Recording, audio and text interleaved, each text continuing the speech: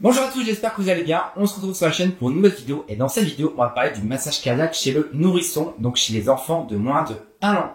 Alors pour réaliser un massage cardiaque chez le nourrisson, déjà vous assurez que le nourrisson est bien en arrêt cardio-respiratoire, c'est-à-dire qu'il est inconscient et qu'il ne respire pas ou que la respiration est anormale, on parle de gasp.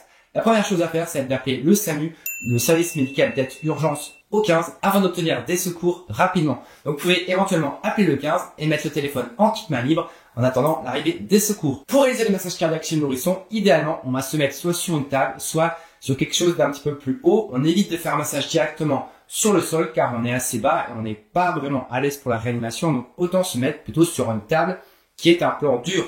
On évitera le massage cardiaque sur un lit parce que sur le lit, le corps peut s'enfoncer et mou et le massage est moins efficace. Dès qu'on est sur le plan dur, on va aller découvrir l'enfant de son body pour pouvoir avoir directement le sternum nu et visible et le massage cardiaque se réalisera avec 2 doigts, idéalement avec l'index et avec le majeur qu'on va les mettre au milieu du sternum. On va aller se mettre au-dessus de l'enfant et avec 2 doigts, aller comprimer le sternum, donc bien se mettre sur le sternum afin d'éviter des fractures de côte. Si pendant le massage cardiaque des côtes sont cassées, ce n'est pas grave, ce n'est pas douloureux car l'enfant est malheureusement en arrêt cardio-respiratoire, donc il ne ressent pas la douleur. Il vaut mieux un massage cardiaque réalisé avec des côtes cassées plutôt qu'à l'inverse. Donc à savoir également que le rythme est d'environ 100 à 120 battements par minute et que le thorax doit s'enfoncer d'environ 4 cm, ce qui représente environ un tiers du thorax. À savoir également que le massage cardiaque ne doit jamais s'arrêter jusqu'à l'arrivée des secours. Donc si une autre personne est présente dans la pièce, éventuellement il peut vous donner un coup de main